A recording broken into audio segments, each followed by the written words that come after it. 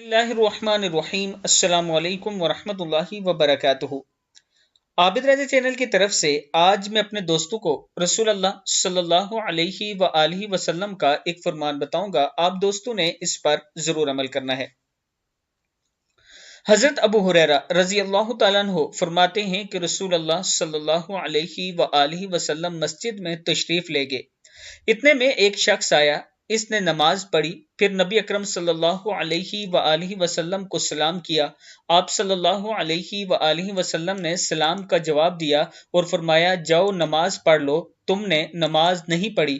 وہ واپس چلا گیا اور پھر اسی طرح نماز پڑھی جیسے پہلے نماز پڑھی تھی، پھر آیا اور نبی اکرم صلی اللہ علیہ وآلہ وسلم کو سلام کیا۔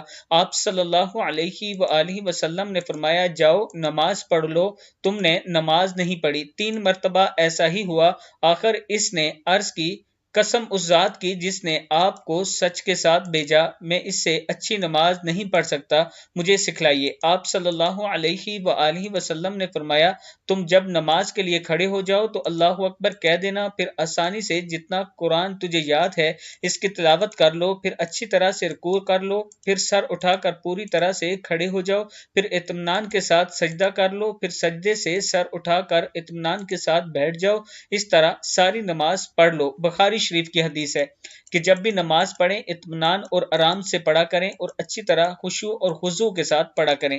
آپ دوستوں نے اس پر ضرور عمل کرنا ہے، اس ویڈیو کو آگے ضرور شیئر کرنا ہے، اور جن دوستوں نے آن لائن قرآن پاک پڑھنا ہے، یہ میرا واٹس ایپ نمبر ہے، آپ مجھ سے رابطہ کر سکتے ہیں۔ السلام علیکم ورحمۃ اللہ وبرکاتہ۔